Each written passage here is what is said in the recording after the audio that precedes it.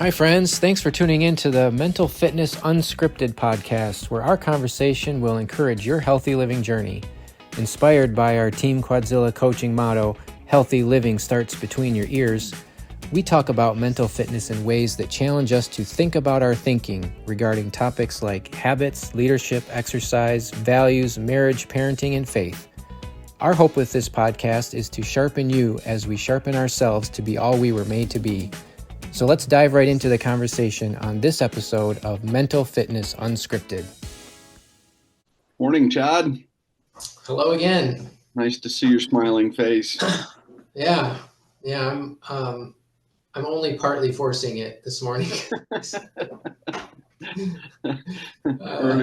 Earlier this week, you would have really had to force it, huh? Yeah, for sure. It's been a tough week, but we're getting through. You know, we were getting ready for this. We were talking about things don't stick around. Yeah, like the pain of my hernia surgery recovery. Yeah, you had some surgery. The battle cry, "This too shall pass," is quite encouraging because I'm counting on that. Yeah. Right. My old mentor, he said, "Well, it didn't come to stay; it came to pass." Yeah, that's right. So, what's funny is when you're in the this reminds me of I have no idea if he really said it or not. I really should look it up. But apparently, there was a reporter that asked Albert Einstein to explain the law of relativity in very simple terms, specifically to time. Okay, so the relationship of time to the theory of relativity. And he said, it's interesting when you put your hand on a hot stove. It seems like a second is an hour. And when you're in the presence of a beautiful woman, it seems like an hour is a second. So, my point is when you're in the middle of hurting, it seems like it's forever. Yes. It just kind of, what's the word I want? It just really seems to bring to the forefront the suffering that you're in, and it just seems to, it's agonizing and it's on end and never stops. And pretty soon you look back and it's like, man, I'm all healed and I feel good. And yeah, I forgot. So anyway. Well, we lose perspective in these moments because the urgency of the present circumstance or the pain or whatever is what we focus on. Yep. And getting lost there, I think, can be trouble for us and for me. I mean, I think about that too. I kind of fret and fuss over, did I move the wrong way this morning and now I've undone, what I went to have fixed, and then I worry about that, and then it's like, oh no, it's still hurting. Is that bad, or is it part of normal? And it's just like, come on, get yourself busy doing something else and let your body do its thing and keep some perspective on it all. Yeah, I hate that when I move. Challenging for me. What to say again? Sorry. It's just challenging for me because like I said, I'm kind of a pansy when it comes to pain, and my wife has this theory that when guys get sick, it's the end of the world. When girls get sick, it's just a little obstacle. It's true. I mean, you and I have talked a lot about, the things Angie's been dealing with for a long time. And so that's been in the front of my mind through my ordeal. It's like, what I'm dealing with now is really nothing compared to what she's done for several years now. And it's like, geez, Chad, just suck it up. It's really not that bad. You gotta it's hard man up a little bit. It's hard to do that when it hurts so bad, though. Yes, it is. Yes, for sure. Hard to do that. So anyway, well, I was mentioning that I just read this book. It's called Anti-Fragile. And interesting. I mean, it's interesting. And I told you that everything likes volatility. And what it is it's the time. Well, there's several things. Okay, he uses the example of a glass of water sitting on a table. It will just stay in stasis. It will always be there. It will always be half full, half empty. It will just always be there.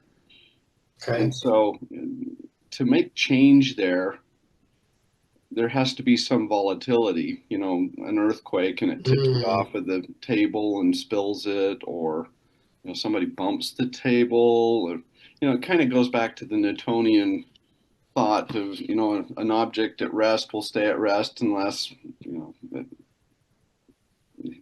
affected by another object, or you know right. so it's kind of that thing, but it's interesting his view of that. um, the volatility makes us stronger and Mm, less susceptible to being fragile. That's why he calls the book anti-fragile. There's not a word for anti-fragile. There's fragile, and then there's yeah, I guess sturdy or yeah, something. there's no Yeah. word. Yeah, there's no word, and so he calls it anti-fragile. And Hmm.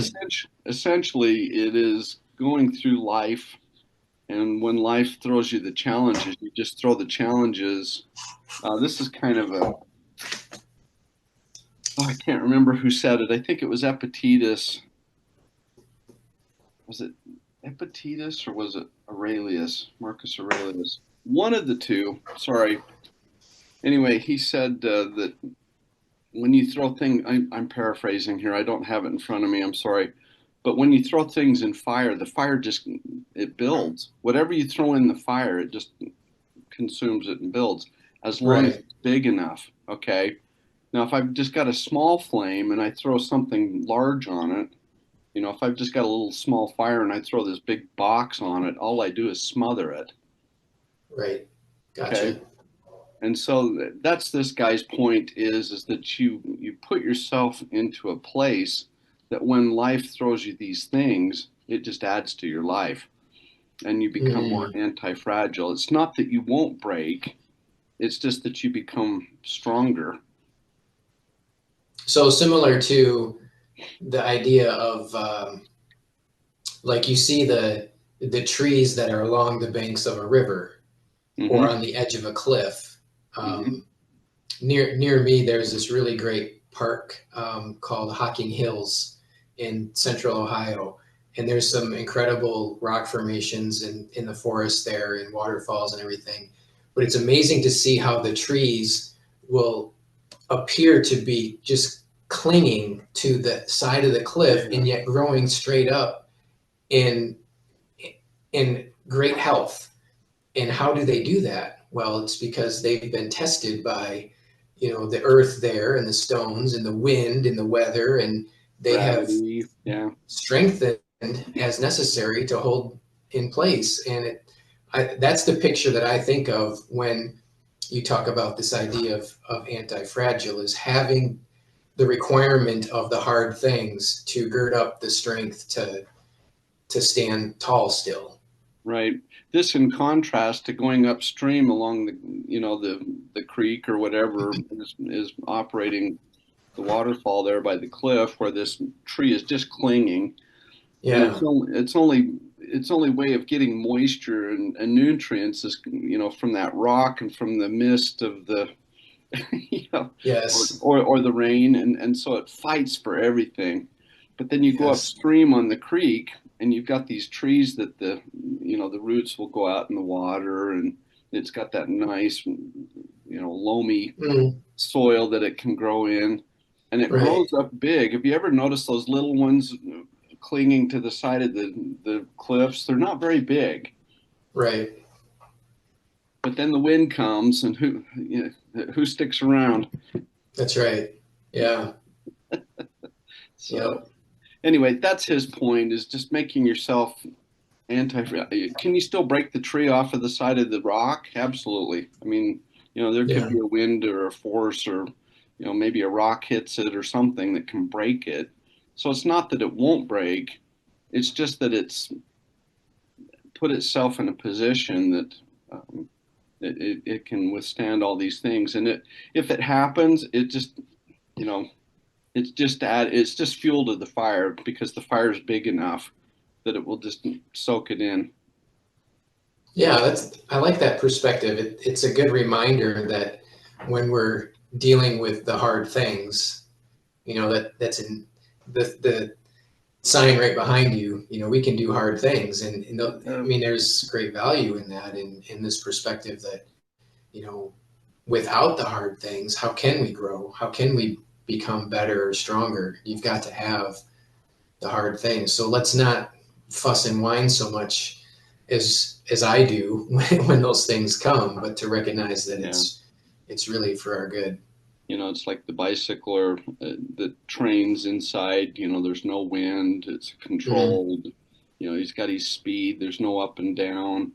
And, he might do that artificially, but there again, going out and being in the wind and having it be a crosswind, or, you're facing into the wind, or, this hill just relentless and it's never going to, and it might flatten out a little bit, but it's still on an incline. And, you just, there's just no,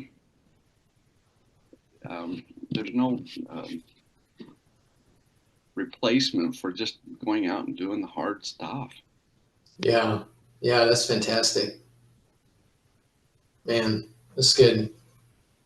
Nothing wrong with working out in a gym and getting, just developing those things, and maybe inching out that little, eking out that little bit of speed or whatever, maybe your form, but there's just nothing that you can replace just going out and doing the hard stuff.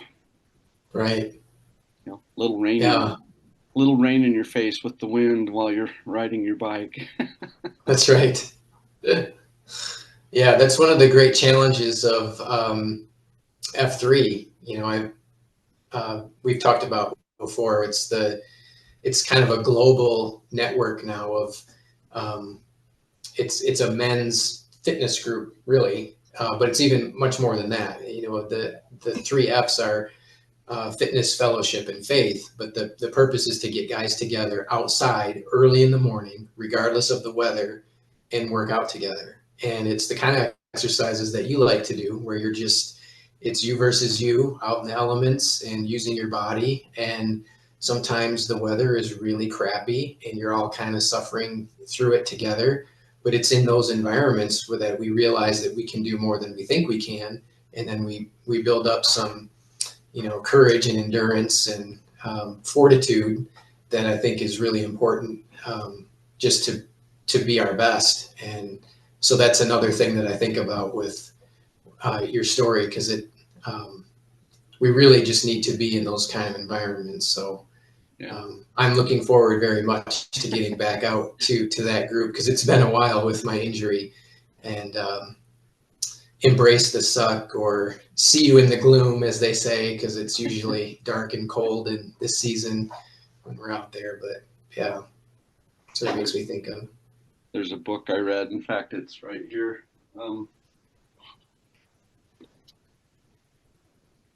It's called Deliberate Discomfort. It's a great book by. Yes, I have that too. You shared it with me, and it's a good one. I sent you a copy, didn't I? Yes. Anyway, yes. my friend Jason Van Camp, he's a great guy. Really, really like what he does. But it's interesting. There's a fellow that he joined the Green Beret, but before that he became a Navy SEAL. So he transferred from the Navy to the Army. Oh my goodness! Yeah. So he actually did both. He became a Navy SEAL and a Green Beret. So my hat's off to him. That's awesome. Oof. But he talked about how he was suffering in the Hell Week of, everybody knows Hell Week. Well, I shouldn't say everybody, but it's quite familiar, Hell Week for Navy SEALs to qualify as a Navy SEAL. This is kind of where they separate everybody that wants to be there and, those that don't want to be there. And he was going through this thing where they were in the surf. And he said, I got in my head and I was, man, do I quit? Do I not quit? It'd be so easy to just go Mm. over here. And the instructors are actually encouraging them. Look, you don't have to be here. Just go ring the bell and you can go get in a warm shower. You don't have to be in this cold surf doing sit-ups and, moving this Oof. log around. And he said, I had this moment, and Oprah calls it a holy moment. And I love that she calls it that. It's just that moment that you have this realization. And he said, I had this moment that I looked around, and he said, everybody was suffering just like me. And he said, Yes. what happened is I got out of my own head and just looking out made it better. And then he said, I started to encourage others. And by encouraging others, it helps Wow. solidify him and make him stronger. He said it was just this holy, Oprah calls it that holy moment, where you have that realization that if I help others, I'm actually lifting me. And Oh, he that just is so good. he said I started singing and encouraging people, and that he said that's when the instructors really laid it on to me. Yeah, I'm sure. I'm helping all these other guys, Yeah, but he said you're that's what breaking the system. he said that's what saved me was I finally got out of my own pain and looked Mm, out and said, "Oh, there are others in pain just like me. I'm not the only one yes. that's having this same, should I ring the bell? I'm cold, just Uh, anyway, he called it this moment, and I think we've all had that where man, I'm just going to yeah. look out and encourage others, and I love those moments. I think, Todd, you may have just touched on one of the most important and vital aspects of mental fitness. And it's the notion of getting out of your own head, right? And taking the focus off of yourself. And I mean, I'm at least as guilty as the worst person at this. We're all bad at But it. if we when we can remove ourselves from being the focus of all of our attention, we find liberty and freedom that we don't otherwise imagine. I believe this. I've done it myself. I've been in situations similar to your story. Certainly not in Navy SEAL training, but just the idea that by taking the focus off of myself and trying to help somebody else, um, geez, everybody wins. And it is truly an antidote to all kinds of struggles that we have with whether it be just discouragement or depression or, all kinds of mental health issues. It's, gee whiz, if we can just focus on someone else or something else besides our own trouble, we will win. That is fantastic. Well, and it's a principle. I mean, it's just the truth. Yeah, you're right. Yes. And there's two ways to get out of your own head, and there's one that's bad, and there's one that's good. Um, the way you get away, a lot of people in society, I really think helps encourage this. And I'm certainly at fault. I'm going to say I'm first in line Mhm. when I point this out. Okay, so I'm not immune to this. This is something I fight too. But we get out of our own head by saying, well, it's that guy's fault, and we become the Oh, right. victim. Yes. Okay, we become the victim. But what we've Right. done is we've abdicated our responsibility for us by Mm, pointing it to somebody else or that's something else. beautiful. Right. Okay, you know, hey, I, I'm late for the meeting because there was a train in my way. Well, yeah, okay. Find another way. Leave Yep. earlier. There's a variety of things. But what we have to do is take responsibility. Look, I left on time. There was a train in my way. It was my responsibility to get here. I apologize. I'm late. And then you didn't abdicate, your bad feelings for being late to a train. I mean, the train it can't make up its mind for you. You know, Yeah, Todd's coming. I've got to get out of the way. I know. I know, and so often we expect that though, don't we? It's Yes, like we're on the highway and somebody cuts yes, us off, and we're like, "Doesn't that guy know I'm trying to go somewhere?" I mean, who does this guy think he is? yeah. And at the same time, he's trying to go somewhere, and we don't know what's Yeah, going on. I mean, right. there might be an emergency, or yeah, whatever. Anyway, but then the second thing that I think is very healthy is what we've been talking about is okay, I'm in pain, everybody else is in pain. Yeah, Everybody's carrying their own pain, whatever it is, and how can I help relieve their pain? And what's funny is by doing that, you're actually relieved of some of your yes, pain just by virtue of getting out of your head, taking responsibility, hey, I'm in pain, so are others. I'm just going to go spend some time and see if I can help eradicate a little pain here. yeah. I mean, I'm convinced this is how we were made. Oh, You know, we're wired this way. our Absolutely. Creator has wired us such that we are the happiest and the most fulfilled when we focus on others before ourselves. Absolutely. And I mean, again, this is a principle. You can argue it if you like, but this is just how it works. Hey, truth is truth. You can argue it, Yeah. but you'll lose. It's Yeah. true. It just really is true. Um, Yeah. yeah. Man, that's so good. One other idea kind of related to this that I thought of is um, years ago, Angie and I went through a marriage study that where the illustration was shared that uh, each of us has a cup full of, what did he call it? Like a cup full of marbles, okay, and it's filled right to the brim. And the marbles could be all the different um, hurts and pains and kind of past and the ugly stuff of just life experience, and it's filled to the brim. And when you get in proximity with your special person or some relationship, and you're eventually going to bump each other, right? And so then what comes out of that is those ugly things spill out of the jar because you've been bumped.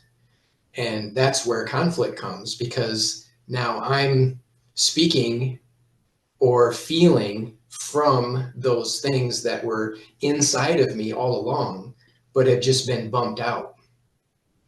And so I think the challenge for us in that idea, at least for me, is first of all being aware that we have these things that are in us, deep inside of us, that are going to come out, and to recognize what is happening and to be able to manage it by getting out of our own head and changing our mind and thinking about the other person first, but just to know that this is very normal, that we are going to have these things that make up who we are based upon our experiences and the different pains that we've had.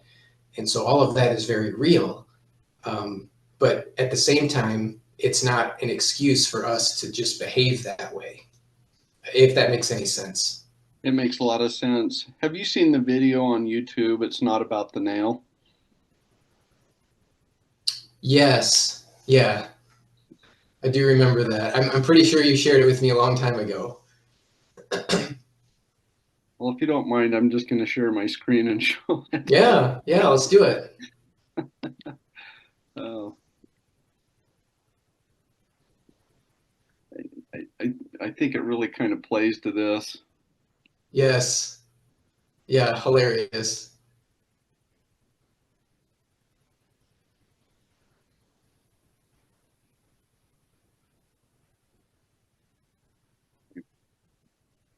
There we go.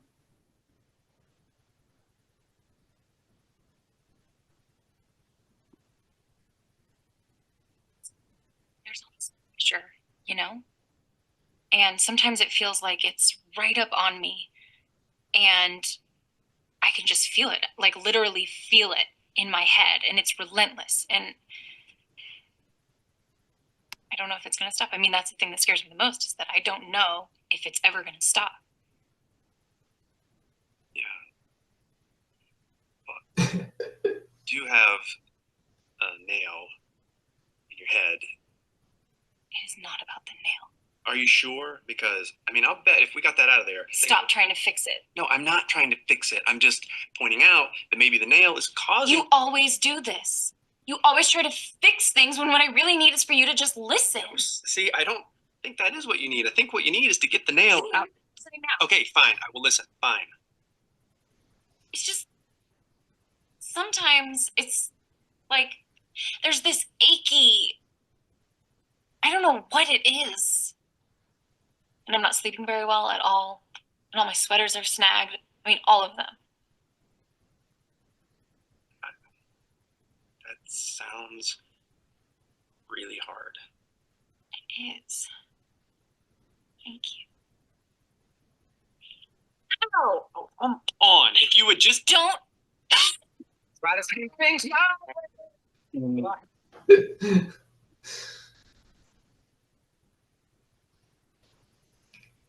That pretty well sums it up.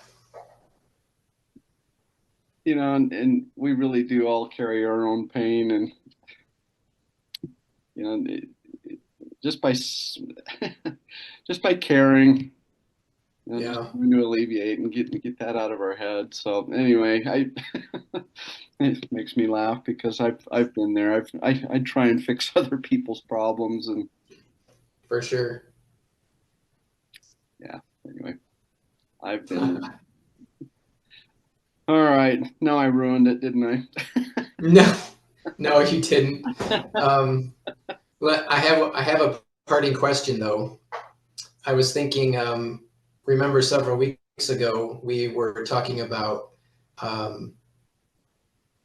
our word for the year and the ambitions that go with that. And I just thought I might offer a check-in, and I'll start. I picked my word for this year to be intentional. And one of the things I wanted to be intentional about was the mindless scrolling on my phone. And we did an entire episode about this idea. And we committed that we were going to get better at this. And then we already confessed that it was really hard and we didn't do a very good job. And I want to report that since taking the initiative to remove the social channels from my phone, I had those twitching moments for the first couple of weeks, but now here we are, into month 2, and I don't know that I'm cured, but I just feel a lot better, and I'm doing a much better job of avoiding the mindless scrolling and saving myself energy and capacity for other things. So it's working. That's great. That's great. Well, you can do hard things. Yes. You can do hard things, and I'm glad you're having success with that. I have to admit, I still struggle with it. I do Yeah. I do a lot of business on social media, so I True. I'll see a woodworking thing and oh man, that's a really great idea. Yeah. Anyway, so I still struggle with that. I am doing better. I am. I I'll just end there. I'm doing better. Yeah. Okay. Fair enough. Fair enough. Still struggling with it, but I am doing better. Yeah. All All right. right. Good enough. My word is joy, and I want to find joy in everything that I do, and that's been really helpful to take a moment out and even in struggles. I had a struggle the other day, and I was just down, and I visited with my wife, and all of a sudden I just looked at her and I felt so much joy, and it's because I have made that a cognizant, kind of a top of mind thing, and just making that. I like your word, intentional, but I'm intentionally being joyful. Yeah, that's fantastic. I love that. Anyway, and as you know, joy is an acronym for me, but truly in the sense of joy also. it's like that guy that I described in the Navy SEAL training. He found joy in his suffering there. Right. And the way he did that was looking outside of himself. And that's where I was. I was stuck in my head the other day, and my wife helped me out of that. And I looked at her, and I just have really great joy, even about the thing that I was fussing over. So I've been able to find some joy. So now I'm being really successful with my joy pursuits. Awesome. I shouldn't call it a pursuit. My consciousness of joy, because it's already there. I've just got to uncover it. It's already there. I don't have to chase it. Right. Man, that's so good. Cool. Thanks for the report. Okay. Yeah. Go do hard things. That's right. And now that you've done this hard thing, go rest. You're recovering. Yes. I know. And that's okay. Yep. That's okay. This is really good stuff today. I'm super encouraged. I appreciate our conversation. Thank you. Yeah, light your fire big enough that whatever comes at you, it's just part of the deal. Makes your fire bigger. Yeah. Awesome. Bigger. Okay. Chad. Have a great week. You too. All right. Please recover. My best to Angie. Thank you. All right. Have a good week. Bye. Bye.